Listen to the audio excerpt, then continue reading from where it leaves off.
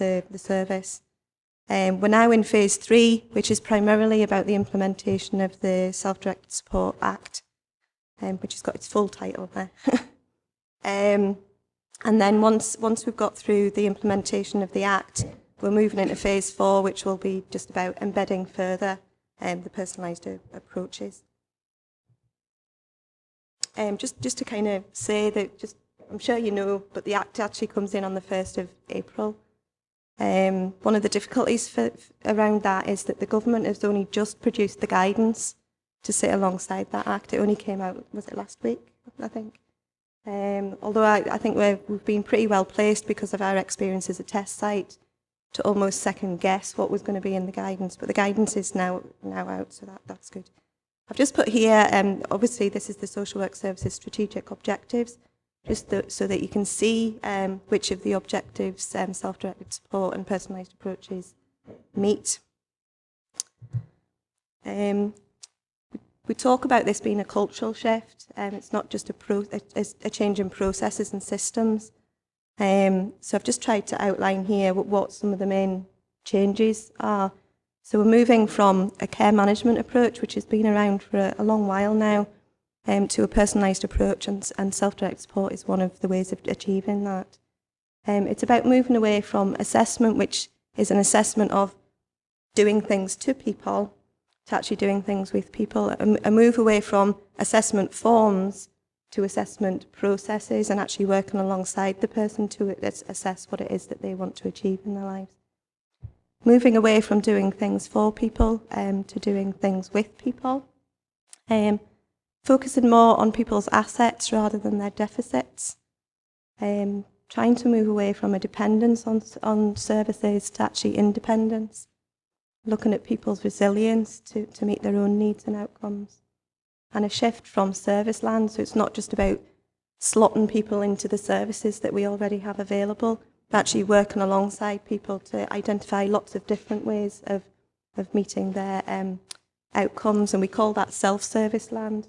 So us facilitating that process where people actually find the ways of meeting their outcomes themselves. We have a project board, and we have 4 work streams that work under that. And within that structure, we've agreed what we call the business critical elements. What we mean by that is, what do we need to achieve by the 1st of April? So these are the things that we've been focusing on. Because of our experience as a test site, we've learnt that actually we're not that great at being consistent in the way that we do things. So one of the things that we've been trying to do is we've been building the process and system to sit behind self-directed support, is to get consistency in the implementation of that approach. We've been looking at the eligibility framework and trying to understand that within an SDS context. The existing eligibility framework was designed to fit with the care management process, which was about needs. So it talks about critical, substantial, all of those things, which it isn't an easy fit with the world of outcomes. So we've been trying to reinterpret that and understand it in a different way. We talk about resource allocation, and that's having a methodology for working out how we equitably give money to people, either as an individual budget or one of the other options through the Act. We've been developing a pathway, which is now formal. We've just signed that off by the board, and it's a 10-step pathway that takes people from when they first get in touch with the service to being reviewed at the other end, and then how that all links back. We've also been looking at the charging policy, and there's a paper in front of you today. And the reason we've been looking at that is that COSLA gave out some guidance suggesting that local authorities re-looked at their charging policy and actually looked to moving towards a contributions policy because that fit better with self-directed support. We've obviously been looking at the 4 options within the Act, because that's one of the duties that the Act says that we have to do. And there's 4 options, and we've had to make sure that we're ready for all 4 options.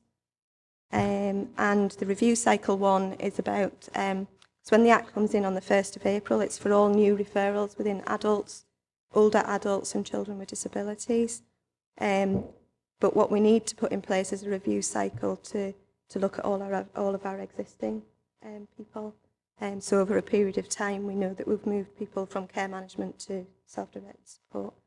I won't read through the list on the right, but they're just all the things that we think need to be in place to make these things happen.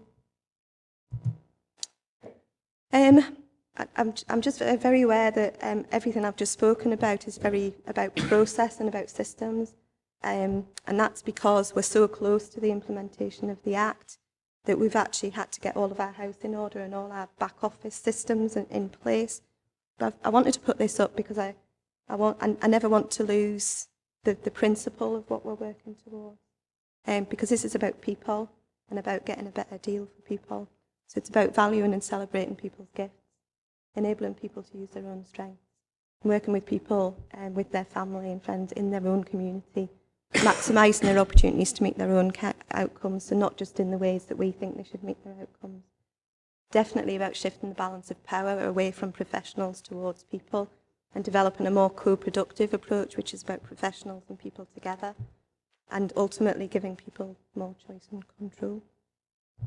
And finally, and I'm fingers crossed this is going to work, I've got a video to show you. Oh, hang on. Sorry about that. I've done it again. It's because I'm nervous. Slowly. Right. Yeah, how do I do that? Anybody? I did it earlier. Is that it?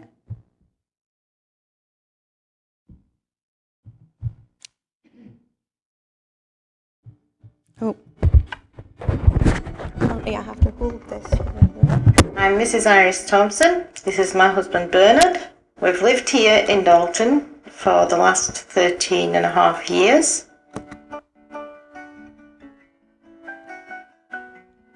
My main intention was to try and get my life back to the way it was before taking the brain hemorrhage. I think if people are to meet their outcomes in a range of ways that aren't just about what the council can provide, is that they need the information on that. So they need to know what's available right across our region, and they need information on where they can get the support to help them access that. The first time I met Kerry was through social services again. My role in helping people achieve their outcomes is kind of in a role of critical friend, because what my role is to support the practitioner or the agency or whoever it is that is supporting the individual.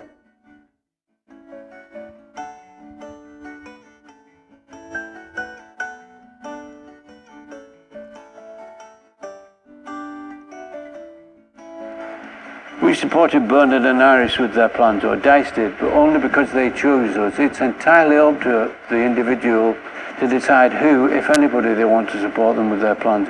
Jed put the package together and we went over it and he said, right, okay, I think that's ready for presenting to the panel.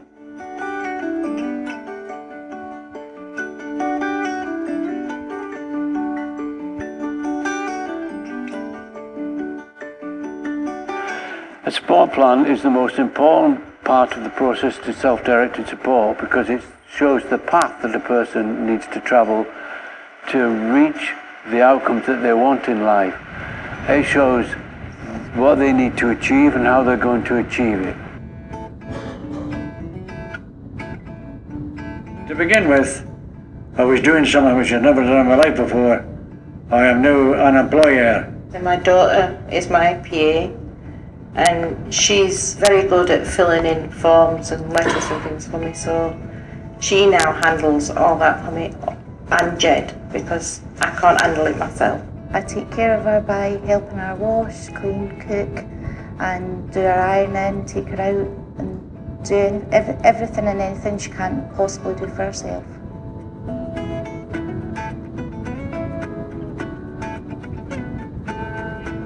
That's what it's all about, getting your life back together. That's right, yeah. I mean, I spent 4 years just sitting in that living room, couldn't care less, and the world went by. I'm in a fortunate position position that I see individuals at initial meetings, and then I might see them again at panel, and I'll see them again possibly at the review. And the difference in people's journey, because they've been empowered and they've had choice, control and flexibility throughout the process, you can actually physically see the difference in people. I think the primary benefits of service users in that they are allowed to be central to the process and enabled to be the experts in their own lives and have lots of choice and control about how they meet their needs and outcomes. Since SDS, my dad can get out and about and get back to his normal life that he had before he had the stroke, whereas before SDS he wasn't able to do that. And with my mum, it's helped her accept as well that she needs help, because she's never accepted it before, really, that she needed the help. Since Self-Direct came along, I've been able to manage to handle and get the support that I need. It's a great thing for people that can take advantage of it and they want to get their life back to square one as much as possible. Don't look for miracles, because it doesn't work that way. But I found it very helpful.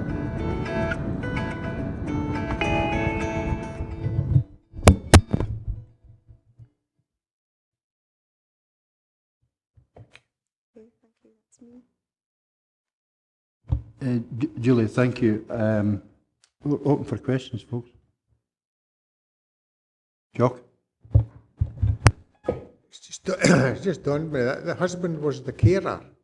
Is that the case? The daughter. No, prior to the husband having a heart attack. He was a carer. Sorry? He was the carer. Yeah, Aye. sorry, it's just my view. Sorry. Before he had the stroke. Was that ever registered? Or did he just do that and he didn't know about it? I don't know the ins and outs of that. It's certainly very interesting. My concern before, I had difficulty understanding just exactly what type of thing you were trying to do, but from watching that's helped a great deal. It's a case of identifying people's abilities, and I suppose if you get younger, do you work with younger individuals as well, or is it all just? Yeah, the whole age group. Yeah. Although we've been concentrating on adults, working age adults, and older people and children with disabilities. And in the next phase, we'll be looking at rolling it out to our children and family service. I suppose I may be getting too ambitious, but there's youngsters out there, or people out there who are maybe limited with disabilities, but through a bit of help with yourselves and agencies, they might be able to do some form of work. So is that likely to happen? I think that's one of the beauties of working with people around outcomes. So it's understanding about what people want to achieve in their lives rather than just the kind of very basic needs that they want to meet, and seeing the long-term benefits of that. But obviously we need to work alongside our partners in terms of supporting people into work, because that's one of the things about this is it's not just a social work job, so it's about engaging our partners to work with people around those. Yeah, if you want in. I was just going to say that I don't think it is too ambitious. That's our ambition as well, that everyone really is in for, the personalisation consideration. But it isn't about money. It's about people doing what they can and helping others maybe sometimes as the thing that they do. So it's quite a revolutionary way of thinking about people that we work with and how they actually have lots to offer, not just lots that they need from us. Okay, I've got Willie and then Gail. Thanks, Chair. Yes, a good presentation in terms of what can be. And Julie, you refer to meet their needs and outcomes. My experience of it is that yes, you could fill their pockets full of gold. And Jeff has just referred to it. It's not just about filling their pockets full of gold. If the resources are not out there to purchase, and you refer to it as service land, moving it to self-service land. But if the resources are not there for the person to purchase what they require in terms of their own needs and their outcomes, then any amount of money we give them then will not meet the needs of the individual, whether they be adult or child, in the case of the assessment, and that has been my experience. There's also the issue, Julie, so perhaps, if you could deal with that in terms of resources. Have we got adequate resources across the region that you referred to in your presentation so that it is worthwhile to move to personalisation and self-directive support or directed support? The other one is in terms of the challenge, because this is a huge challenge. It is revolutionary. There are now people who will be employing other people, so be it that was a daughter, but they still have employee status. And it's that full explanation as to what that means to them once they start, thinking, well, I can employ somebody or bring on somebody to help me with the services or the help that I require or my son or daughter may require. So it's those challenges. Has that, is the person taken through that?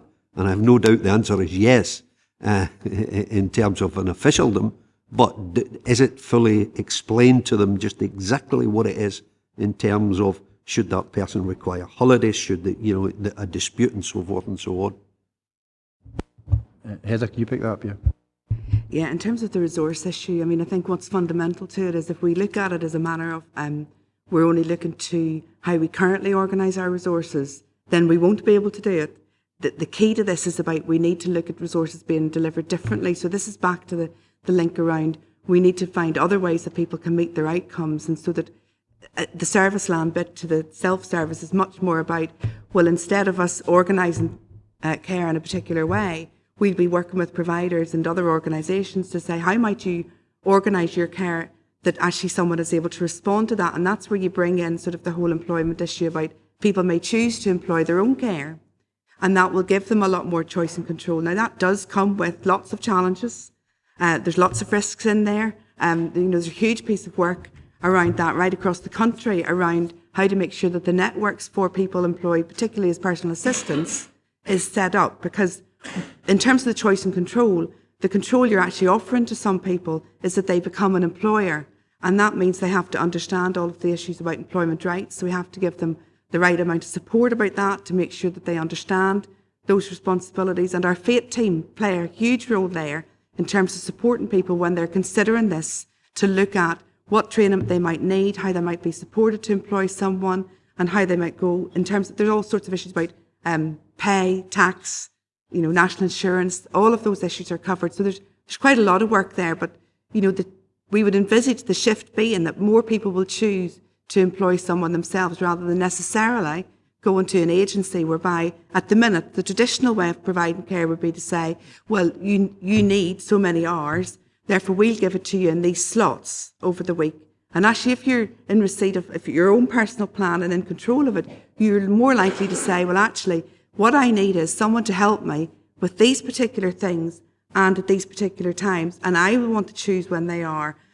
So it's that fundamental turning the power dynamic on its head that's really challenging. So, we're in no way suggesting that we're going to get here particularly easily, but that's where sort of that whole bit about we have to work with resources we've got, in a sense, but in order to get the best out of them, we're going to have to reshape them and redesign them. But we have to do that with our external providers as well, so that they're able to, and a number of them have moved a long way and been able to sort of encompass a sort of a new way of working. Okay, Willie, do you want back in? Yeah, I appreciate the response from Heather. And I'm looking at a cultural change that Julie introduced. And it's to come back on this point about the external providers. And we're not that far away from April, from the Act being enacted, in effect. And rather than being abstract, let me be specific to the point in terms of respite, where a lot of the families that I am involved in that have come to me with concerns, then there will be a massive cultural change, because there's a change away from reliance to independence. And I appreciate there can be a mix and match, both of reliance and independence. But again, I come back to the point, there have there has to be the resources that they are able to purchase. Let it be from an external provider or them engaging or employing someone to do it with them or for them. So we haven't really changed away from the idea of doing it for and to with, because they still need someone to do it for them in terms of respite. And that's only one example. I could go on and tell, you know, short breaks and so forth and so on. So there can be a mix and match, but it's that we've got to have the confidence that there is the resources out there. And I hear Heather, and it's no, with all due respect to the answer, it doesn't fill me with confidence that the services and the resources are indeed out there for post-April, you know, and that we are ready for it. To move into personalisation the way that, you know, it's being directed. Okay, well, thanks. I mean, this is a presentation. It's not actually a substantive agenda item. So, but your comments are well made. Gail and then Ian. Thank you, Chair. Thank you for the presentation. It's been very insightful and useful for me. Willie's actually covered a lot of the points that I was going to pick up on anyway, but it is about the external organisations that we're currently working with.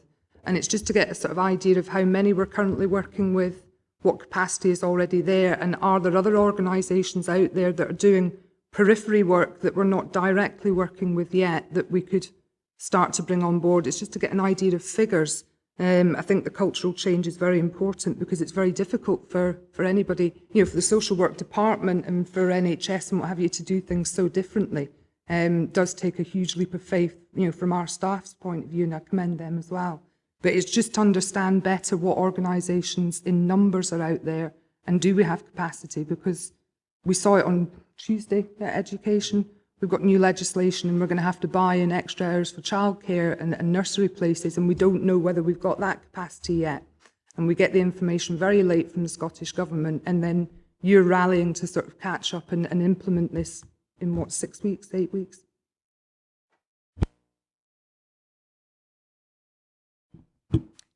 I suppose the first point I want to make is that yes, the Act starts being enacted on the 1st of April.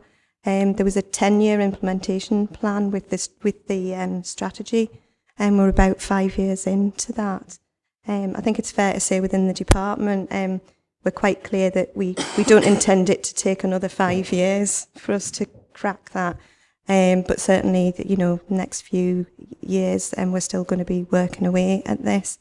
And that's why we see it in phases. In terms of the providers, both when yourself and Willie were talking, it reminded me of a conversation I had about 3 years ago with a father of a woman with disabilities. And he said to me, well, this is all very well, Julie, it's all very well having a personal budget, but there's nought to buy around here. And you know, and that stuck really, really clearly in my head. And I suppose when he said that, it made me think, is that right? Do we believe that there's not a wealth of things that people can tap into in Dumfries and Galloway? So I've always had that in my head as we've been developing this project. But where we've got to is that we've mainly been working with our approved providers to actually get them to think about how to do things differently and how to offer things differently. I've also been engaging with our health partners, education partners, customer and community services, to get them to buy into it and understand that they have a role here to help people meet their outcomes, and not always necessarily with a finance behind that. We already, as a council, fund lots and lots of things across the region, and I think it's about making a more formal link between people who have an individual budget or not, as the case may be, but people who have outcomes, and in using the existing things that we already fund to help them meet those outcomes. Sorry, Chair, it was one tiny little question that I forgot. Presumably, if they're using a family member or a friend or something to buy in that employment time almost, that those individuals will be PVG'd? Yeah. It's actually that's been quite a controversial issue throughout the whole. Employing family members is an issue. What the government guidance has been saying is that it needs to be where you've ruled out any other option. So I knew this video would bring that up, obviously, But in the video case, they didn't want anybody else. It wasn't appropriate. The daughter couldn't do it because she was working. So the option for them was to pay her. So she doesn't get paid for all of the things that she does for her mum and dad, but she gets paid enough to offset the fact that she's had to give up work to do that. The PVG thing is an issue for personalised approaches across the board. The guidance is that you can't make it conditional, but the local authority should encourage the person to get a PVG. But then it's up to them as an individual employer to decide whether they want that or not. Okay, thanks, Julie. Ian Carruthers. I think Willie probably touched on the point I was trying to understand in regards to we've got a. I'm quite new to this as well, so I'm still trying to understand all this.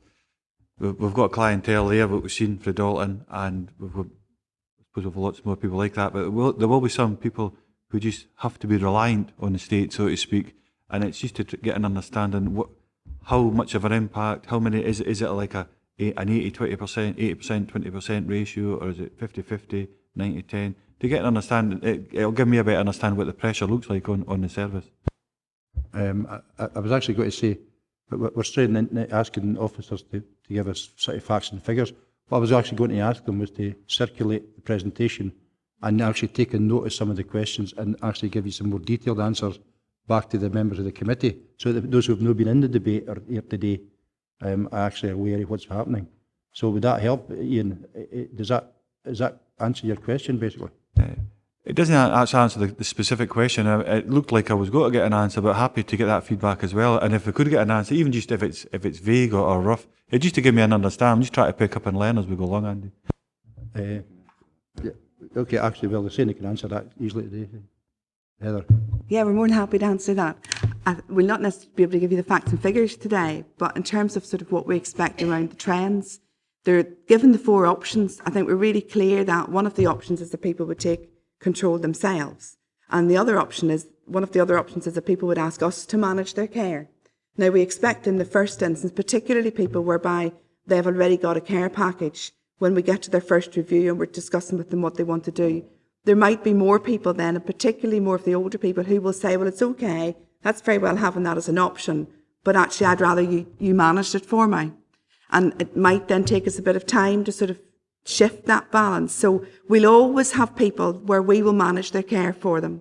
But what we're trying to do is make sure that even when we're doing that, we do it with an eye to a personalised approach, to make sure that they've really thought through what it is they're trying to achieve, etc., rather than it being based on needs and assessment, really. So taking them that far, but being able to, we will hold it. There will be people who, in terms of their lack of capacity, for example, we may well be the people we may be the welfare guardian. So there'll be instances there where we would be saying that is something that we would take on board. So that wouldn't go. However this pans out, we'll always have that. We will see over the next few years that we're hoping to measure that shift. So from the 1st of April, we're hoping to look at who chooses what option, and then look at how does that shift over time. And we'll try and build that in some way to the services KPIs, so that again you can see that coming through performance reports that we can give. We might not see it for a year, 18 months, but you can begin to see that in terms of the shift then, really.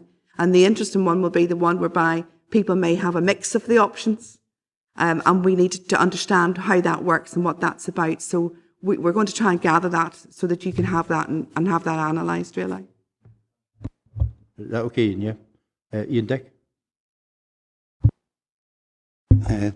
Thanks, Chair.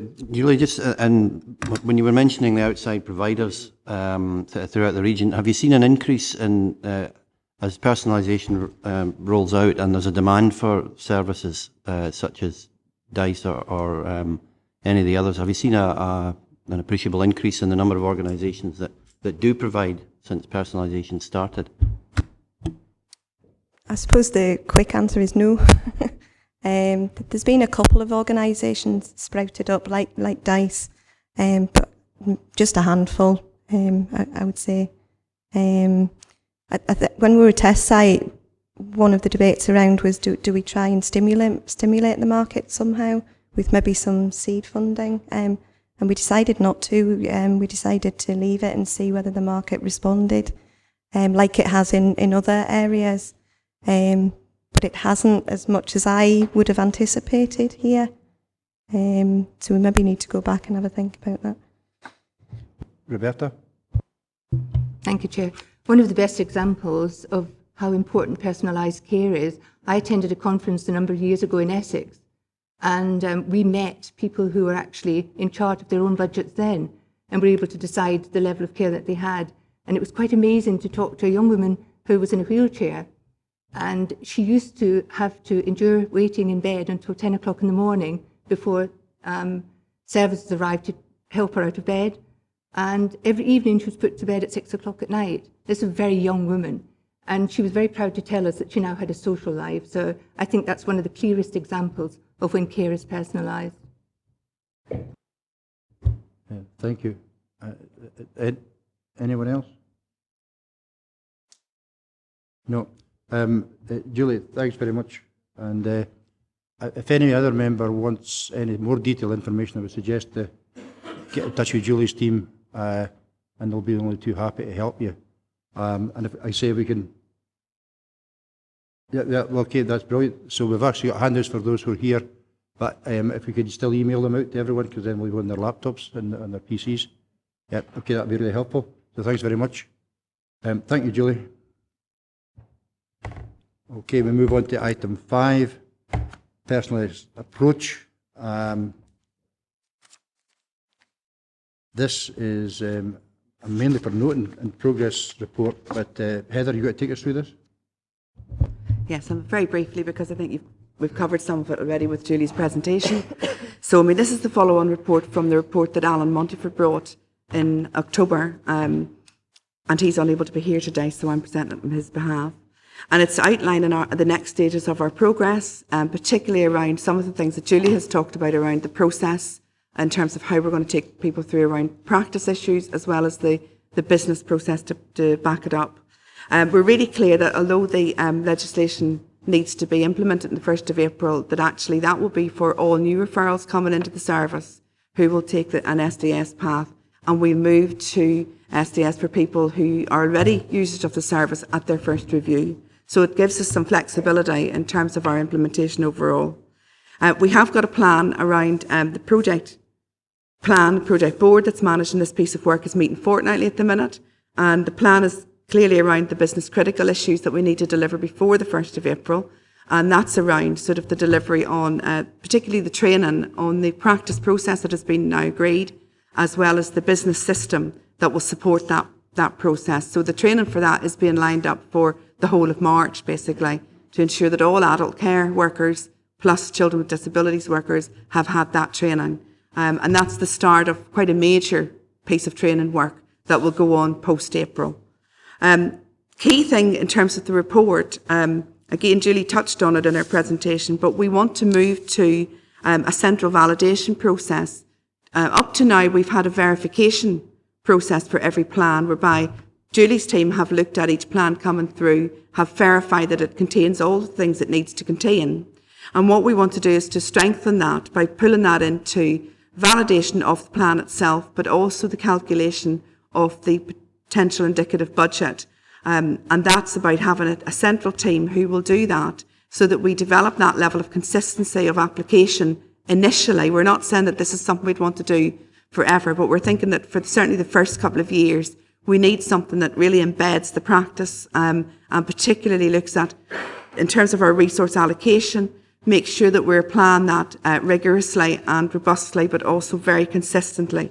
And in order to do that, we're looking at pulling in existing resources, some which will come from the personalisation team itself, but others will come from finance, from some of our business support staff, and also possibly some additional practitioners.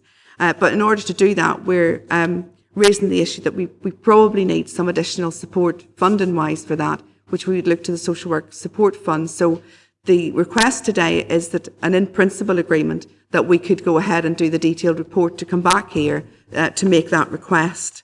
I think most of the other things we've probably covered in the course of the presentation, so I mean, I'm happy to take any questions on the report. Okay, I've got Ian, Dick and Willie. Chair, I think quite simply this is a process, it's an in-principle report. We're expecting a more detailed one. Everything's in it, and I'm quite happy to move the recommendations. Willie? I don't think it's one for noting, Chair, in principle or anything. Chair, can I turn you to 316 and my experience where, you know, someone moved for personalisation under self-directive support, and that was away in the summer of last year, and meetings, in fact, before that, meetings were set up in July, and come January of this year, then we were still we were not that far forward. So I think that there are issues in terms of the implementation being April of 2014, notwithstanding what Julie has outlined in that it's a 10-year process still with 5 years, and that we shouldn't be looking at it. So I think we need to sharpen up. I am not a great supporter of personalisation. However, it's the people that determine whether they want to move to personalisation, and we've got to be ready for it, because if we take 316 and look at 318, if we are to manage the increased demand outlined in the report on care at home, then there is a need to develop early intervention. So we've got to be ready for that intervention, I would say, now, and we've got to have the confidence that we have the resources, because it goes on to talk in 320 in terms of what the government is making available, not only from our own finance department, but also money from the social fund that's being made available from central government. And we've got to know what we need, or we anticipate what we will need from this fund on the demand. So it does touch on the issues that Gail referred to earlier in terms of capacity, resources, and everything else. Because on 322, unless additional staff resources can be made available in the short term, then there may be some increased risk to service delivery created. Now that's in the report, and what we need to know is that the department are geared up to the interventions, that we have the resources, that we are going to draw down just exactly, maybe not exactly, but what we anticipate we will need from central government to implement this change, a huge cultural change for many people, both in terms of children with disability and adults. And I have more than two cases indeed that I am involved in. And we, as a committee, have got to be assured that we are geared up for this. And past experience, and it's not, well, it is by way of criticism, but, you know, it was from before summer of last year, and still we were no further forward come January of this year in terms of one individual wishing to move on to personalisation. And we had all the meetings and everything else. So, you know, I would like to think that the report is bearing out that we are geared up, that we have the resources available, and that the capacity is out there for people to move to this on the intervention that's referred to in the report. Could I seek that? I seek that assurance, Chair. My understanding of recommendation 2.4 is actually to take this forward, to allow them to take detailed proposals forward to seek from the fund, to see what they're actually saying here, to support the change in practice. So what I'm asking, you know, what is anticipated? You know, I did say exact, but I'm quite happy to give over, to draw back on that. But we should anticipate what is needed, and what would be better in the report was what we need to make sure that we are geared up. Because what it says in to agree the principle, well, we're too close to April to agree a principle. We should be geared up to say, this is what we need to deliver come April, and not just to agree in principle, something that's abstract, obscure in that respect. Because if you look at 2.5, agree the report being provided in autumn 2014, detailing the next phase of implementation. Well, it's April of this year when the implementation date is, and we need more detail. The problem we have, we respectfully, we don't actually have the authority to actually to allow that expenditure. That is a P&R decision because they hold that fund. It's not held by social work. It's held by P&R. Well, Chair, should it not say that in the report? You've had your say, Willie. Ian? I mean, this will make Willie nervous when I say that we're thinking alike. So it will, because sometimes it happens, but no, I needed that reaction, Willie. But in regards to, I mean, I've got the same concerns that Willie's got in one sense, and I was going to pick up under recommendation 2.5, and it's the report that comes forward. It just, I would be asking that we make sure we have got the kind of information that Willie's asking for. I don't think the 1st of April is critical. I think we have got a time lapse. We're talking about a 5-year rolling, but we expect to be in long before that. But as a new member, certainly to this, and try to get an understanding, what I'd really like to see in that report coming back by August time is the detail, and in particular relating back to what I mentioned earlier, and Willie had already picked up on. There is some people who will always be reliant on the state, but there is some folk who will, through help, negotiation, encouragement, will be able to pick up on the personalisation or self-directed support, and they'll start to go with it. I need to kind of understand where the pressure's got to come from, and I'll just ask it in 2.5 that we absolutely see that in that report when it comes back. Well, Ian, you've just answered the question that Willie was posing, and you're absolutely right, because this paper today is to allow this committee to put forward a proposal to P&R to release the tools to let them do their job. Right? So what we need to do is agree it today, right? And it'll go to the next P&R, who will then release the funds to let them actually develop. And which is again why the report will come back in the autumn, because it will take a number of months to actually get it all put together. So that's my understanding. Jock, you wanted in. Hi, Chair. I was just looking at it mentions here in 2.4 social work fund to support a change in practice. I'm working on the assumption that there's facilities that we're providing at the present moment may no longer be required once personalisation is fully introduced. And there's bound to be, it doesn't matter when you change or what you change, there's always going to be an overlap. You've got to keep providing services that are going to disappear eventually. Am I on the right track there? I think so, and because my understanding, I mean, this is just a part of a raft of different ways we can address people's needs. So it's not the only gig in town. You know, there's others. Jeff, yeah? I think that Councillor McKee's point is well made, that it is a cultural change, takes a long time for a start-up, and there will be things that we provide now that may be different in the future. So it's not just stopping doing one thing and starting doing another, it's gradually moving whichever way. And the issue about provision of services will change over a period of time, but it won't change from the 1st of April overnight. It's a gradual move, and I think we're asking for funding here to act as the catalyst to that change. You know, we're already quite well down the road of that sort of change, but this is about giving that a boost and getting some impetus into that. Okay, I've got Ian and then Dennis. Thanks, Chair. Just on the point that David was making about the transition from one form of provision of care to the personalised care. Are we now? And I've asked this question on numerous occasions, and I just want another reassurance that our finance and business practices are in place, so that we're not funding what used to be the case for one person, and then another fund for the personalised care, so that we have we have a potential for double funding, which was identified some time ago in the last budget. I just want the reassurance that our business practices are such now that this is not going to be the case, and we can identify one funding stream moving from one system to the other. Heather?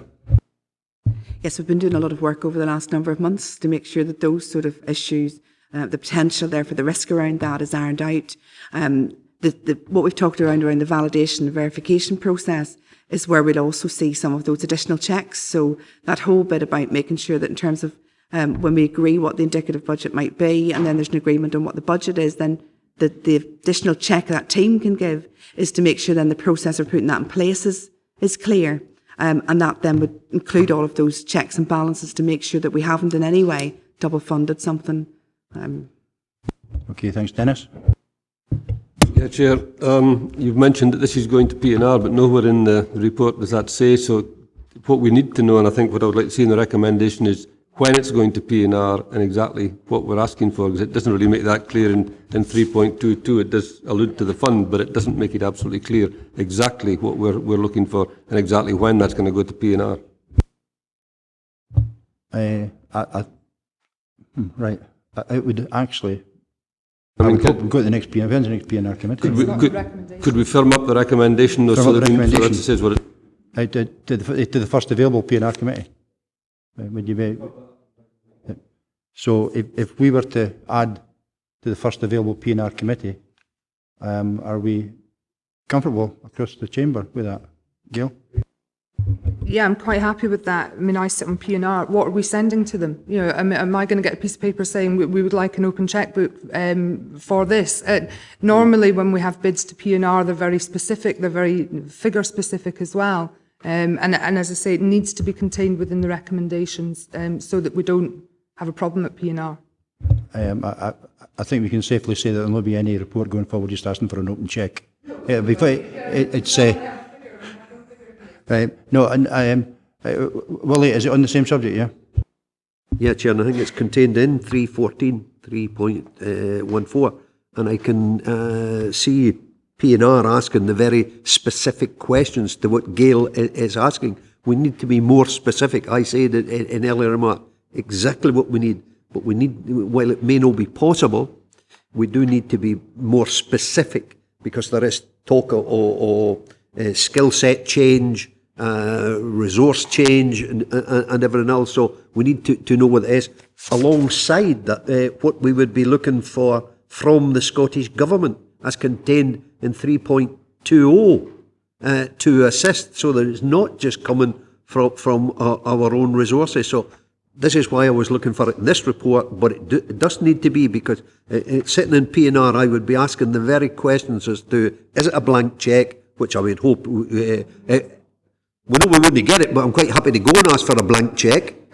So but there are people on the policy and resources be saying, you know, it's not a blank cheque. We need to be more specific, and that needs to come out in the recommendations, that we need to be more specific in going to P&R and identifying what is needed. I've got a wee bit more faith in the governance system that would actually ensure that the report going forward actually does have a detailed report before it asks P&R. And no, I'm not. But we move the recommendations, yeah. So move the recommendations. Willie, we can go on forever on this, because at the end of the day, we're all agreed we want to make sure that this gets driven forward. And you know, we're looking at this in minuscule, you know, right? On that subject, Gail, yeah. Yeah, I mean, I'm quite happy to move the recommendations, but I do think that at 2.4 we need to be explicit that a detailed report with a funding request will be sent to the next Policy and Resources Committee. I think it needs to be embedded within the recommendations. Otherwise, we're not actually directing it anywhere.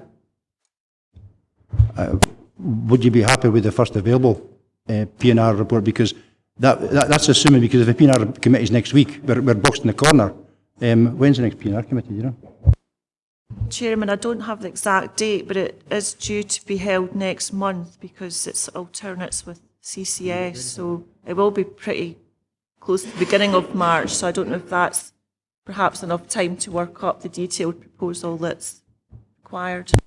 I'm actually looking from officers here if they actually can, just a second, John, if we can actually get the report ready in time for the next P&R committee. Well, we need to just check the deadlines, but we should be able to, because we've been working, since we've written this report, we've been doing some of the work on what that detailed proposal would actually look like. So we should be able to get that ready to go. I'm told it's the 18th of March. Do you want to rethink? Well, we'll have to go back and look at what we can pull together. I mean, we would want it through on the 18th if we can possibly get it through. So we'll try and do that, but we might need to come back if that's just too tight. Chair, the next one's on the 20th of May. Is that a better No, time I think scale? we'll have to go to March. I think we'll have to We'll have to go to March. through. Yeah. So we'll just have to move heaven and earth to get it at March committee. Yeah. Okay, John, you wanted in? That's more or less just what's been answered. It says in 2.4, agree to develop in a detailed proposal for use of the support fund to support it and to receive a further report on this. When are we getting the further report? Is that before it goes to PNR or? Yeah, because we would actually have to take that out of there and actually and to move it directly to the PNR, is my understanding, governance terms. Well, you can either come back here and go to May, or you go straight to the March PNR. And the officers are saying that May's actually getting too late for implementation or to move this forward. So we're kind of in a corner here, and I would suggest that if we actually take out at 2.4 the last part, to receive a further report on this, because that will be then covered in 2.5 when we're getting a detailed report of progress in the autumn. Are we happy with that? Okay, so just make sure for the minute we're agreeing 2.1. Yeah. We're noting 2.2 and 2.3. And 2.4, we're agreeing in principle to support, but to be back to go to the first available PNR committee. And we'll delete and to receive a further report on this. That then takes us to 2.5, and that's to agree for the report to come back in the autumn. Are we all agreed on that, yeah? Good, thank you very much.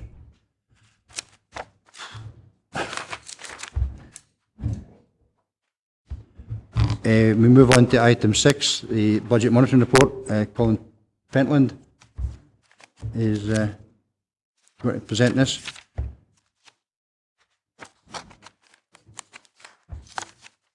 Colin, is there anything you'd like to add to your report, or have you a brief summary? Yes, Chair. I'm just going to do a brief introduction for members. Good morning. This paper provides an overview of the social work position for the period to the end of December. The paper highlights a forecast overspend position of £358,666. This increase mainly relates to an increase in expenditure on agency placements and children with disabilities, which were the subject of a separate escalation report that was presented to the Social Work Committee on the 31st of January 2014. There has, however, been decreases in the overspend in housing services, children and families assessment and fieldwork and residential care, and commission adult services, which has assisted with reducing the projected increases. Improvements to financial and budget management arrangements are continuing to be progressed within the service. It should be noted that some of these improvements have resulted in being able to highlight emerging budget pressures earlier, which has enabled social work to start identifying solutions for these pressures. The pressures are alluded to in sections 3.7 to 3.15 and Appendix 2 of this report. Section 3.16 gives details on the number of savings measures required to balance the budget. Appendix 1 gives a detail of the service spend. Appendix 2 gives the number of existing and emerging budget pressures which the service are facing, and Appendix 3 gives details of changes in the budget that was previously reported to committee. I'm happy to answer any finance-related questions on this paper. Thank you. Thanks, Colin. Ian? Haven't got a question, but just as a new member, I felt this was a really good report, well detailed, and dependencies almost got into the point that it was like a service review. That's certainly the good foundations for that, no, but just a really good report, Chair. Thanks, Ian. I think that's do you pass on to Dennis?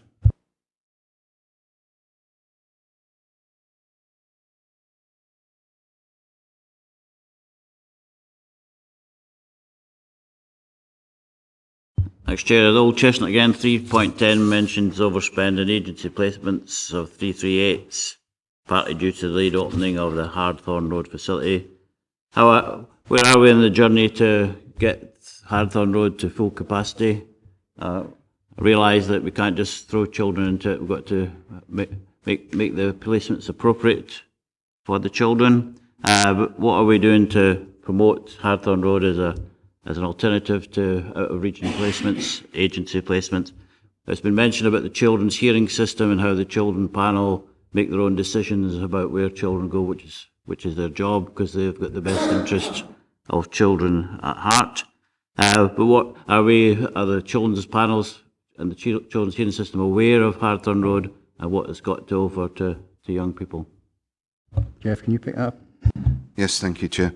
Hardthorn Road has recruited staff and identified children. There is now, we need to allow time for children's hearings to make decisions that Hardthorne Road is an appropriate place for children, and that's how then they would start to move in, whether they be at home or in agency placement currently. And we have identified some young people who are in agency placements who we will be returning to Hardthorne Road. But that there is no further delay in that opening other than now going through that process of children's hearings. And as I say, staffing are in place. So it's just as soon as we can get children in. Okay, happy with that, Richard, yeah? Yeah, thank you. John? Just like I say, this definitely is a good news story, this, considering where we were last year.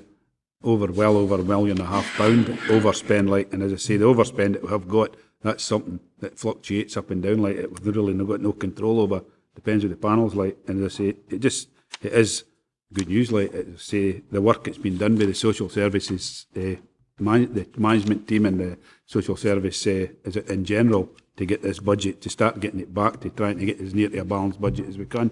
So I think it really is a good news story. Thanks very much. Anyone else? We just move the recommendations in. Okay, we're happy to note 2.1, and we're happy to note 2.2. Okay, thank you very much. Thank you, Colin.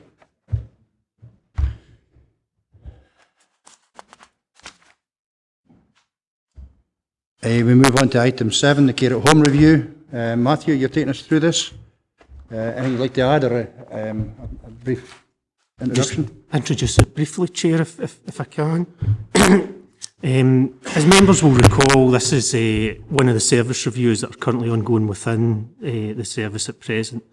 The review is not yet complete, but this report provides an update to committee. By way of background, members will be aware of the significant challenges faced by us in care at home, many of which are indeed national issues. One of the largest national issues that we face is that of demographic growth. However, what we can demonstrate is that despite the challenges, we can demonstrate significant success in keeping people safe at home, with our performance currently comparing very well with others across Scotland. I think that there's more detail within the report, and I'd be happy to talk about that in due course. I suppose the challenge for us, and it's a very real challenge, is to devise a service provision going forward that allows us to maintain or indeed further improve our performance in this area. So the report goes on to identify a number of issues that have been identified that we are working on, and it's also worth pointing out that this work isn't in isolation, and some of the issues that you've heard about today around self-directed support, impact on this area, and some of the other areas around the integration of health and social care also impact. One of the main issues that we bring out in the report as well is the framework that we have for care at home within Stewardship in this deal, and that framework currently ends on 30th of June 2014. Our proposal is that we extend the arrangements around that for 18 months to allow us to further integrate the sort of health and social care business, to get further evidence as to the implementation of self-directed support that you've already discussed, and also to allow this to review to complete and a full procurement strategy to be developed. And if agreed, we'll report back to committee no later than October with the outcome of the review and how this will be taken forward. Happy to take questions. Thanks very much, Matthew. Just for clarity, on 3.4, the last sentence, can I assume it's 10.7 million as opposed to 10.7 thousand? I know the budgetary pressures, but it's not that bad. Yeah? Correct. So is it million? Yes. Yep, thank you. Okay. Have you got any questions? Jock? Thanks, Chair. It's just on 322. I notice you're looking at trying to encourage people to set up micro businesses to cover especially rural areas. I think that's an interesting development. It'll be interesting to see just how that goes in the next few months and years, because I think it's been an issue where providers don't pay their workers for travelling. and the workers have got to make their own way to wherever they're providing the care, and I think that's a bit naughty of them, but there you go. And I suppose if we set up micro businesses, they could do quite well if they're stuck in a reasonably sized village and people fairly close round about. It might be quite interesting just to see how that's taken up. The wage rates, I think actually I get quite annoyed about it. The people that's providing care, and it's also in the childcare sector as well, they're providing such an important job, and yet they're paid in the national minimum wage, and I think it's really something that the governments have got to address, but it's something that annoys me greatly. Okay. I don't think there's a question here, is there? Dennis? Chair, the only concern I've got with this is we're a really rural area, and while the drive is to keep people at home as long as possible, I hope that will not then overlook the fact that there may be issues where people really would be far better off in a care home situation, rather than being left in a rural area, being cared for 4 or 5 times a day, but then never seeing anybody else, and rather some stage would probably be better in residential care than they would living on their own. Jeff, do you want to pick that up? Yeah, I think that point is important, and in discussion with our colleagues in health as well, you know, we feel that, and particularly in more rural communities, we need to provide a range of services, and that is challenging, but some of the micro businesses can help. Like, a lot of people want to stay at home, and a lot of people actually would like to go into care, or so we have to try and develop the market out there, working with the providers, and we are, I think, engaging with the providers of care at home, particularly to be more flexible and more responsive. And I think some of the care home providers are also looking at what they can do that's out in the community rather than just within the care home. Thank you. Ian? Yeah, just on 3.17, on the concern that was expressed about the process, the speed at which invoices were being processed, both money in and money out.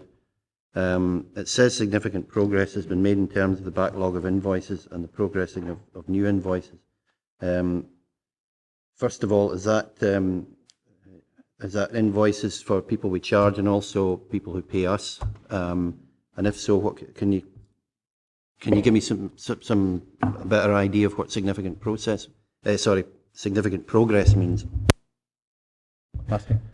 I think on that specific one, that is related to a specific issue from a number of months ago, where it was invoices that people were sending to us where they had provided care, and for one reason or another, those invoices were taking a significant length of time to be processed through the system, due, I think, in the main to variations and procedural problems. And within that, so we've worked within the financial control team within social work, worked very hard on that over the last number of months. I don't have the exact figures here with me today. I think it gets reported through the Way Forward reports. But I think at a period, I'm working from memory, of 9 or 10 months ago, that there were outstanding invoices of £1 million across a range of providers.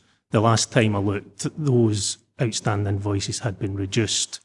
And need to bear in mind that new invoices come through all the time, but the outstanding invoices were in the region of £40,000. So really within what you would describe as a normal tolerance within business, and that we're always going to have some outstanding invoices just by the nature of the business.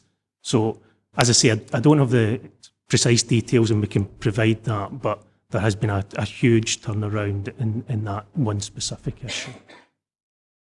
Yeah, of course, Ian, Yeah, no, that's very pleasing to hear. I know the department and finance have done a lot of work on it, and I appreciate that. Can we say the same about money that's due into the council?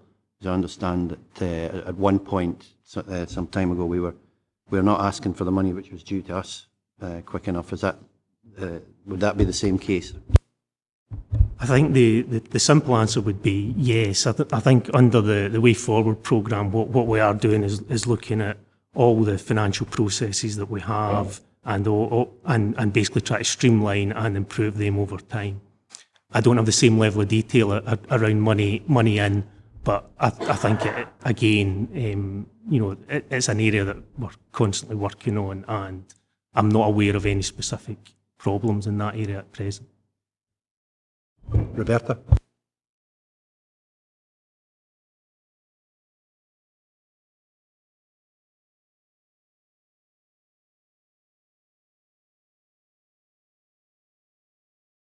Jeff?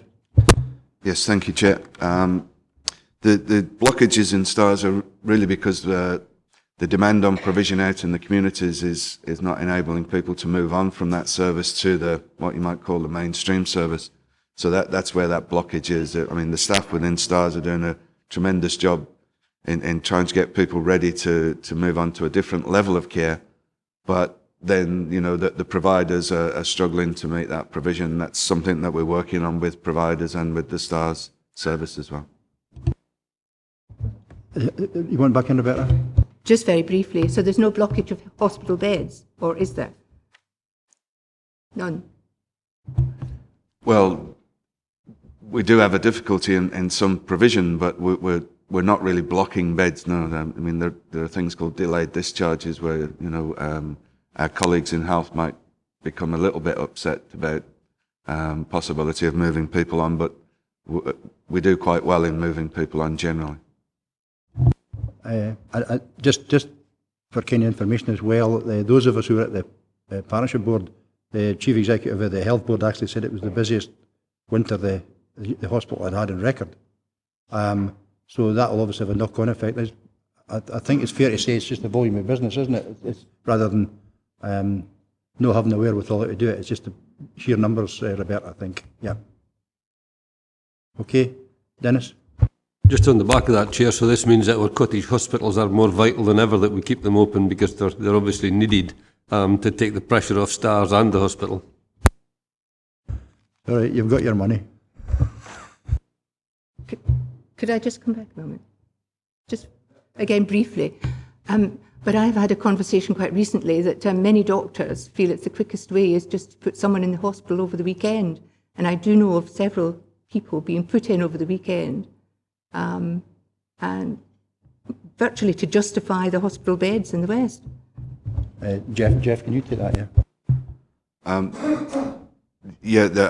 We speak to GPs a lot about how they can provide or how care can be provided over weekends or late evenings, and that's one of the things we're doing through trying to develop through things like the hub in Dumfries, and that sort of working needs to be rolled out across the area. And but GPs and their use of hospitals and hospital beds is one of the things that we work with jointly with our colleagues in health. Not really because we want to do anything particularly about that other than make sure that people are in the right place and getting the right sort of level of care that they need. Okay, that enough? Okay, Roberta, yeah, thank you. Can we move on to the recommendations then? Okay, 2.1, we note. 2.2, note. 2.3, note. 2.4 and 2.5, note both of them. And 2.6, agree to a detailed report coming back no later than October, outlining the recommendations for future commissioning of care at home service. Okay, agreed? Thank you. Thank you, Matthew. Stay where you are. Move on to item 8, care at home budget. Again, it's mainly procedural, but there are a couple of things we need to agree on. Matthew, it's back to you again. Thank you, Chair. Again, I'll just take a few moments. Obviously, members will be aware of the 2.5% policy development funding, which was made available through the budget process to be used to sustain care at home services. And this paper outlines our initial proposal for the use of that money. Effectively, through working in partnership with providers, we propose that we make a 2% uplift available to providers with effect from 1st of April, with the remaining 0.5% retained centrally for further development work. For example, may include the area that we've just discussed around micro-businesses. We can also use the offer of the 2% to work with providers to extend the current framework that we discussed under the previous paper, Chair.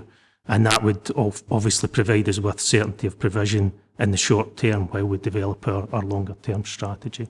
So again, I don't think I'd say any more, Chair, but obviously happy to take questions. Thank you. Richard?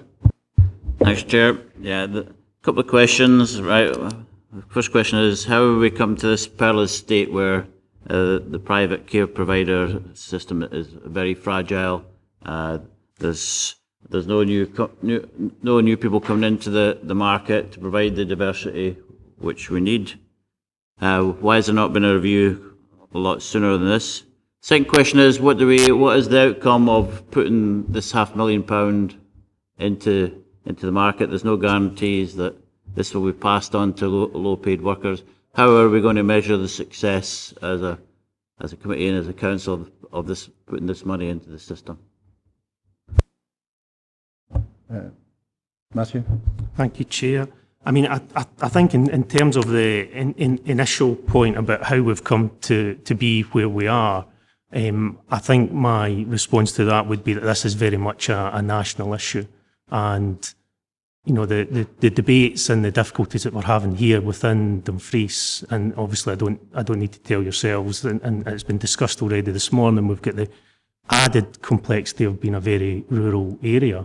But notwithstanding the problems and the difficulties and the challenges that we face are faced by every council across Scotland at the moment, I think.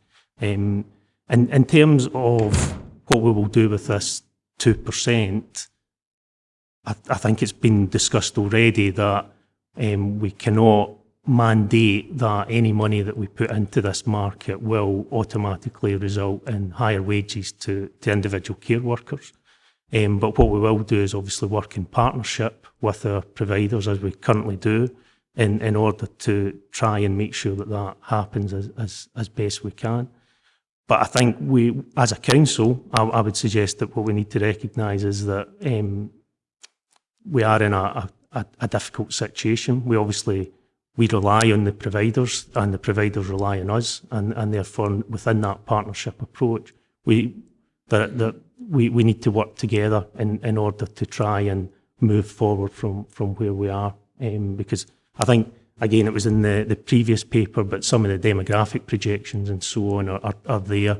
You know, that this issue isn't going to go away, it's only going to get more difficult, and therefore we just really need to engage with them and work with them in terms of trying to develop and maintain a sustainable market. Richard, you want back in? Yeah, I think when we get a report back on how this money's been spent, we should look at what the impact has been, see what we can picture of what effect that the money has had. Yeah, I think that's actually in the recommendations, Richard. Yeah, you're right. So is there anyone else got any questions on this? Ian? Thanks, Chairman. To regards to the option one which has been proposed, no against that in principle, but in regards to the 0.5%, 106k that's been recommended, I'd just like to know explicitly what that's actually for, what that would be spent on. I know it's mentioned within the report, but there's no detail in any great way.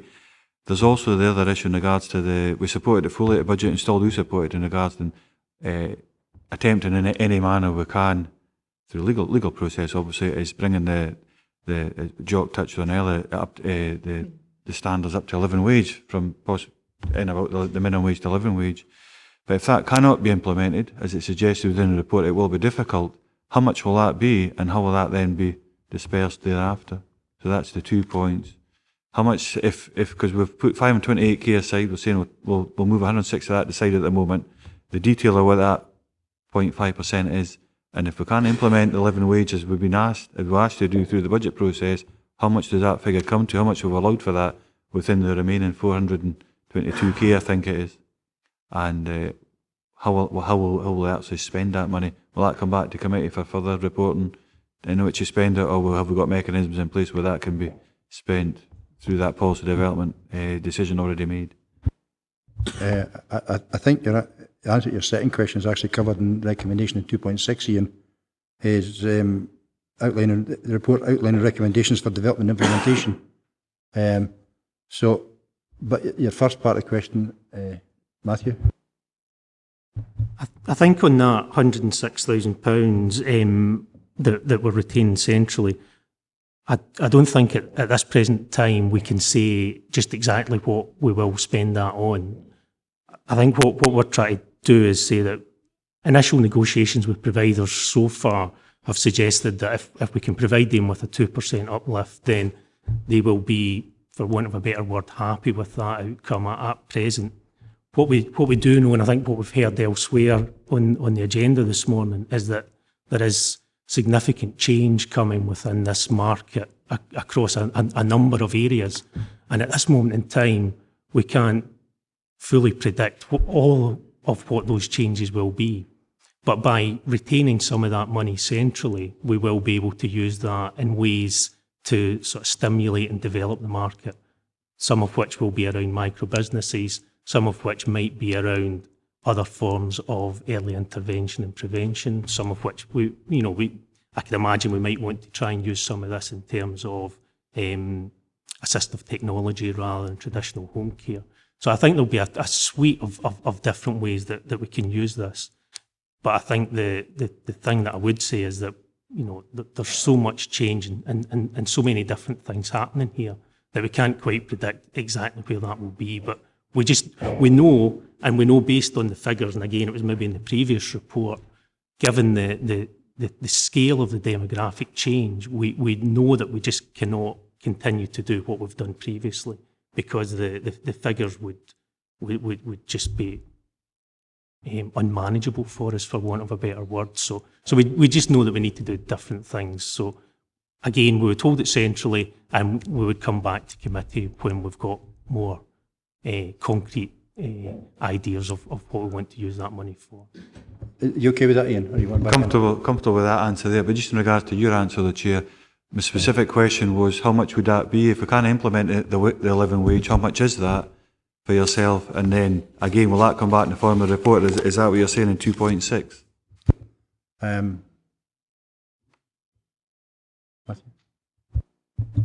I think again the easy answer to this is that to implement the living wage, I think there's been estimates done in the past, but we don't know with any certainty just exactly how much that would cost at this present time. Obviously, the contractual arrangements that we have in place with care at home providers at the moment is that we will purchase from them, in its simplest form, 1 hour of home care at a rate of, for example, £13.50. We don't purchase the provision of the worker and then the overhead separately. So I think that we would have to do more work in order to really understand just exactly how much that would cost us as a service to implement, and there would have to be contractual arrangements done around that as well. Happy enough with that answer, Chair. Maybe pick up through service reviews even, but certainly I'll be keeping an eye on that in regards to just make you aware of that. So I would like to see how that's implemented, because we're keen to see that if it can be implemented, that it does. That's a fair comment, Ian. Ian Dick? Thanks, Chair. I'm quite happy to go with the option one. I think it makes sense. I'd certainly be interested in the follow-up reports just on the mention you made of stimulating micro businesses, just how you go about that, or how you will have gone about it by that time, and how successful it is. I just wanted to ask one question on the in-house care provision there, that we're satisfied that we're constantly monitoring the application of care workers to local geographic areas and not having them crossing considerable distances over what is a very big rural area, and perhaps even waving at each other on the way by. Is that being closely managed? Because that obviously puts a pressure on the cost of our in-house care. Jeff? Yes, thank you, Chair. It is something we're looking at very closely, particularly in the more urban areas where we can look at that sort of patch system, if you like. But that may need an integrated approach with other providers and in-house, because we don't have the luxury of really a lot of different providers in some areas. So it is really looking at that as the overall picture, if you like, as how we can reduce the travelling time and ensure that the workers are actually spending more time with people. Yeah, I mean, that makes a lot of sense. What sort of, I mean, that would necessitate a structure whereby you're constantly in dialogue with the outside providers, and that there's a kind of a centralised knowledge of who operates from where and where all the people who use the services are. So, I mean, is that kind of framework in place? Can we easily identify areas where the outside providers can do it at a better cost and there's more locality? How much of a problem is that? I mean, we've got that framework in place. Yes, well, we have that framework and we have the information. I suppose it's working from where we're at now to where we want to be, which will take a wee bit of time, but also means engaging with the providers in probably a different way than we have done. And Matthew's point about the development money is about having a clearer discussion with providers about how we provide services. And, it's not just what that sort of protectionism about that's my service. They need to be more flexible, and that's some of the work we need to do with them, to talk to them about how they do respond to need, and, as I say, work alongside other providers and the in-house provision as well.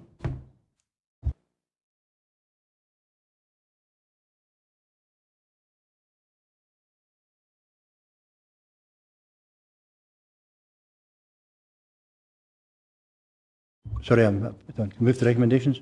Yeah. Okay. We agreeing 2.1, 2.2, 2.3, 2.4. Are we agreeing option 1? Thank you. 2.5, we're remitting to legal and regulatory services to take this forward. Agreed. And 2.6, agreed to a detailed report being provided no later in October as all the different reviews come forward. Yeah. Okay, agreed. Thank you very much. Thanks, Matthew. Move on to item 9, non-residential charging policy. Heather, it's you again.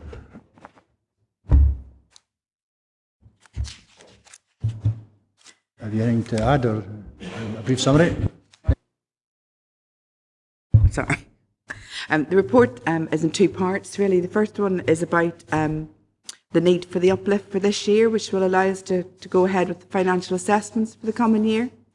And the second half of the report really is to outline work we've touched on previously in the discussion about SDS, the need to review our charging policy in respect of the changes that SDS will bring.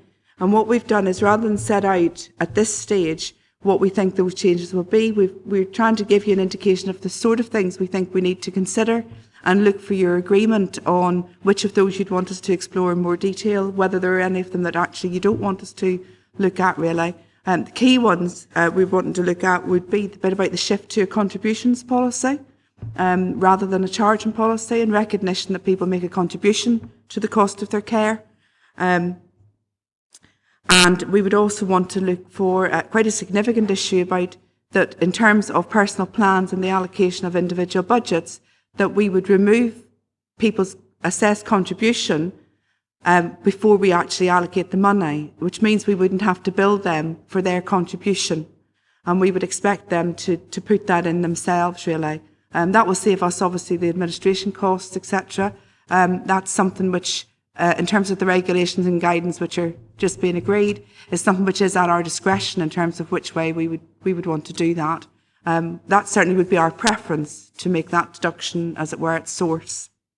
And the other key issues are more the ones about that we want to look at in detail about what we come back to you with in terms of a revised framework. And that's about wanting to be able to look at the details of the components that are currently within the charging policy. So we want to look at things like our tariff incomes, our capital thresholds, and all of those other components, so that we can actually assess what the difference would be if we changed it. If you recall, when we put the current policy to you a couple of years ago, it was based very much on a progressive policy around making sure that we protected those with the least ability to pay. But we need to ensure that we move ourselves to a position which is more consistent with the national position by COSLA. And a number of our components are not wholly consistent with that. We're more generous probably than other places in Scotland, And we're looking to at least have the ability to do the analysis behind that that would allow you then to make decisions as to whether or not you wanted to make some of those changes. There are a couple of other things around sort of national work going on, which is the bit about developing a more consistent approach across the country. That's to facilitate people moving from one local authority to another. And there's also discussions nationally around the development of a standard financial assessment, which we're waiting further detail on, but which again we would see as a fairly welcome move. And it will be SDS proofed as well in that sense. So that's a really important one. So the key is about the agreement to the uplift for this year, which would take effect from the 7th of April. And we've gone for 1% across the board. The only difference in that would be on Meals on Wheels, where we've rounded it up. Last year we rounded it down, and this year we've rounded it up because we've had feedback from providers that it's easier for them to deal with sort of rounded sums rather than a straightforward 1% increase. So I'm happy to take any questions. Thanks very much. Gail? Thank you very much, Chair. A couple of questions. On the table at 4.2, the income allowance, and it's got a table of various ages, is that an amount per week or per month? That's their weekly. Weekly, yeah, that's fine. And with regard to at 5.1.2, the deduction of individuals' contributions, how would that work in practice for perhaps less capable individuals who do have assistance to a point but maybe don't have enough to support them on a week-to-week basis in assessing their financial issues? If they have a care call, how would that work in practice? Do you have a case study that you could explain to us how it would work for that individual, and obviously the risk involved in that as well? Because I don't want to cut our administrative costs if it's going to put a huge amount of stress on particularly potentially elderly people or vulnerable people. We would hope that overall it would simplify. If you look at it, currently what we do is we assess somebody's ability to pay, and if they have an ability to pay, then we send them out a bill for their contribution. So that means that everybody, including people who lack capacity, we would send out to their representatives. So anyone who isn't able to manage their own affairs, there would be somebody who would be their named person, and we would then have all our sort of correspondence would go through them in terms of making sure that we got that sorted. So the issue here will be, if we deduct it at source, then there is an expectation from us that the person's contribution will form part of their overall plan. So the risk would obviously be if someone isn't able or doesn't put that contribution towards their plan, that they may end up with a shortfall. So that's where we would need to put the support to make sure that people fully understood that. And that although we're not billing for it, it doesn't mean that we don't expect it to be part and parcel of the overall plan. So that would have to be well thought through with people as they're doing their plan, so that they understood what the impact of that would be. Sorry, Chair. So in practical terms, for instance, if somebody over 60 is receiving £288 worth of care, if you like, which is essentially what they're able to get with that, if they had a care call, you would reduce that 288 by £3.71 per week. They would no longer be billed for the care call. It would just automatically come off the initial allowance. Is that my understanding? Yes, in terms of sort of flat rate services, so something like that, we could take that off. That would be the same if we had anything else whereby we were putting in an in-house service and we were calculating the charge of that, or the cost of that into the personal plan. We could remove that then at source, so that again what people are getting is this straightforward. This is the contribution for you to meet your outcomes as defined. You don't need to worry about the care call because we've already paid for it in that sense out of what we've taken. So you're not having to pay that again, really. I mean, the key there will be, which I should have mentioned, was that we're looking at whether or not we can remove possibly things like care call from the financial assessment. And if we did that, then that would be slightly different. But at the minute, it is in the financial assessment, and therefore it's part of that ability to pay calculation. We want to do the analysis that would say what would be the impact if we were to remove that, and we had that as a direct charge like we do with Meals on Wheels, whereby Meals on Wheels people would continue to pay their Meals on Wheels themselves. And if we took care call out, that would happen for that as well. But as I say, we'll come back with the analysis on that in terms of the impact that might have. Yes. Just for clarity, though, if someone wanted more detail, they can actually get it, obviously. I mean, I know it's a simplified process, but if anybody was to phone in, they would actually know exactly where all the deductions and everything where came from. Just so we've got that clarity, yeah? Yeah, the plan would be that in terms of pulling together somebody's personal plan, you would look at all of their resources. So that would be mapped out, as it were. You would include in that what their assessed ability to pay is, i.e. their contribution. And then you would look at anything that we were putting in terms of resource and how their contribution would go against that. Because remember, sometimes people get less from us than their contribution. So that's where that would all be detailed within that personal plan, so that people could see really clearly the level of contribution that they were being expected to pay. Thank you. I think I've got that. Right. Anyone else? No. In that case, Ian? Yeah, I think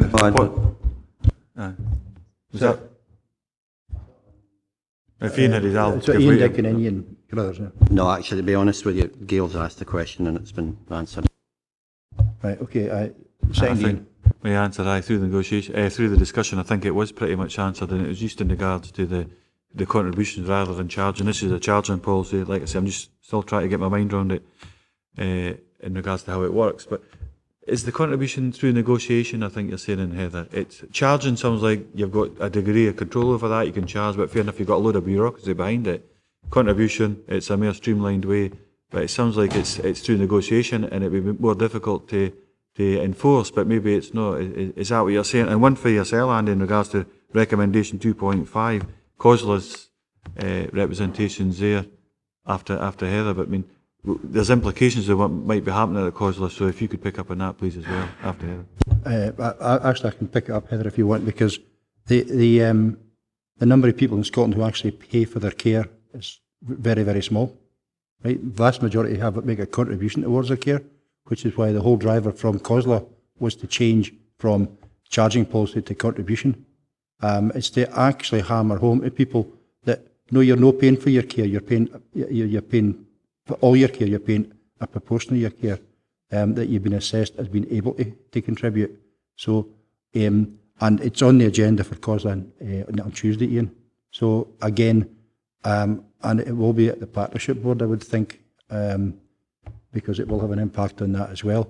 So I don't know if that answers your question, or if you want an officer to answer your first part of your question. I mean, that's fair enough. That's fair enough. I can kind of got a better understanding of that. So just seeing like I say, because it's headed up non-residential charging policy, will that change the contribution policy then? Is that something that it's a silly, simple thing, but just reading through it? I think the answer is yes, isn't it? Yeah. Well, that's certainly what we would want, that we'd change it to the contributions policy, the non-residential contributions policy. Okay, are we happy to go to recommendations? 2.1, we agree in the uplift for 2014-15, please agreed, yep. 2.2, we agreed. 2.3, we agreed to change the terminology from charging to contributions. Agreed, thank you.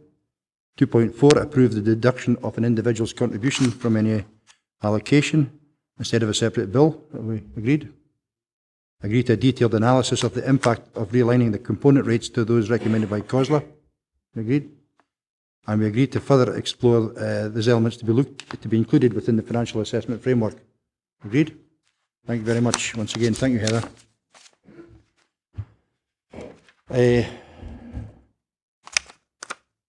Move on to item 10.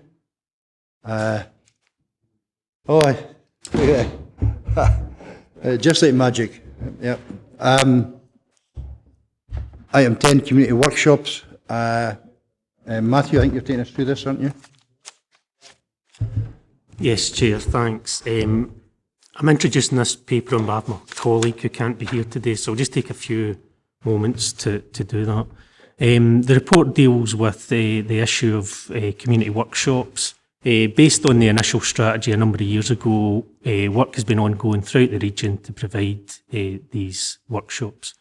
One area that we've yet to identify provision is within Upper Nithsdale, and given the volume of community payback orders that the service is currently encountering, we remain of the view that a specific unit is required, albeit at a smaller scale than we initially envisaged.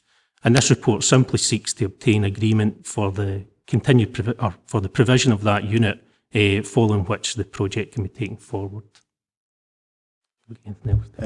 Thank you. I think from this is a confirmation to move on to the final stage of a long process that's already been agreed, and this is the final part of the implementation of that. Richard, you want in first? Yeah, I think it's good that we're reaching the final phase and providing the unit up on this deal, but maybe it's an opportunity to exercise a scrutiny role as a committee. We spent a long time at meetings looking at the revenue budget, but this is an opportunity to look at the capital budget. There's 2.5 million been spent on all the phases of this work. Perhaps we should be looking at how this money has been spent. Has it come in the budget? Has the initial plans been followed through without any changes? Has we got best value? Is there any lessons to be learned from the other 4? I think it's another 4 projects, so that the Upper Nithsdale one can be the best one of that. So it's something that perhaps we get a report back on.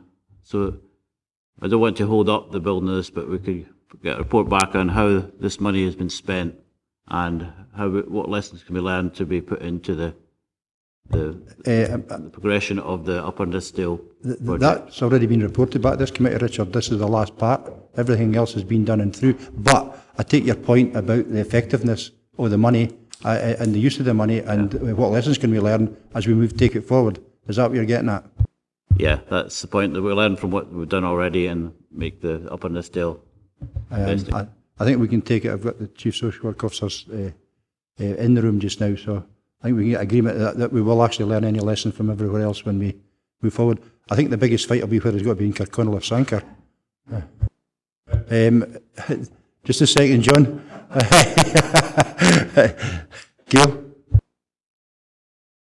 Sorry, it's just a very brief point. It does say on the second page at 3.8 that they would identify a location and a specification. Presumably you'll report back to this committee with that. You won't just go ahead and build it as such. I mean, we're agreeing the principle of a unit in Upper Nithsdale, but we're not just going to allow officers to put it where they want, if you understand what I mean.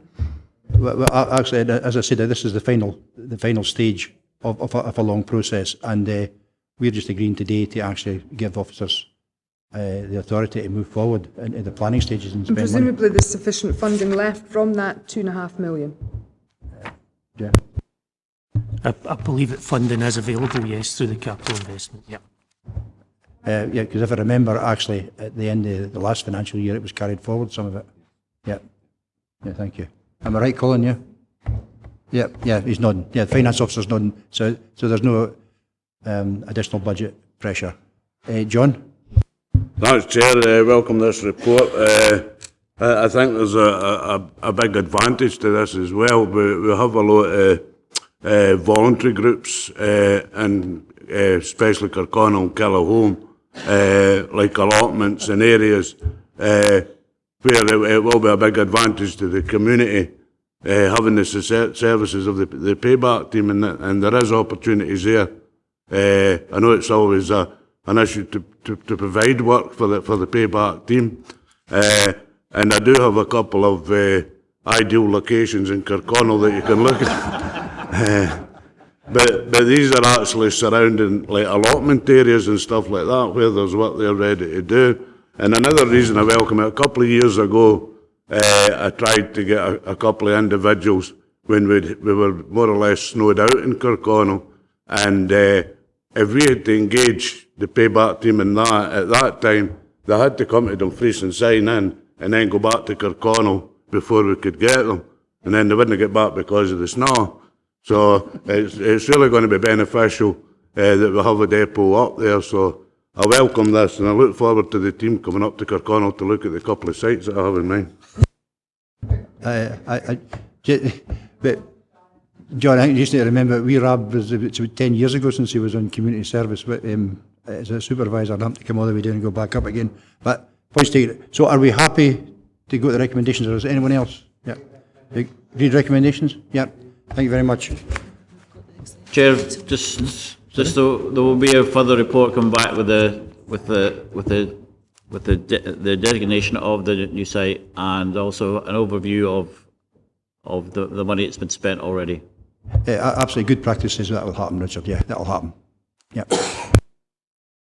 Okay, thanks very much again, Matthew. I've got no AOCB.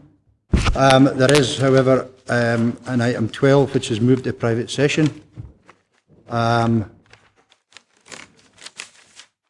papers I've not seen yet. What I was going to suggest to you is we need maybe 10-15 minutes to read them. So why don't we recess now and come back maybe at quarter to one, and we can grab some lunch at the same time, read it at your leisure, and then come back in and go into private session. So we agreed to that just now, yeah? Chair, I'm quite happy with that. How many do we need to be quorate? Because people seem to be vanishing, and are we all going to come back after lunch? We need 5 members. 5? All right. I was beginning to panic there.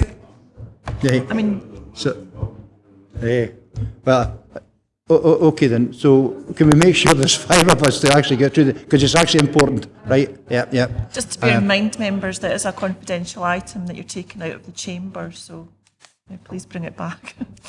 Okay, thank you. So come back at quarter to one, yeah? Right, thank you.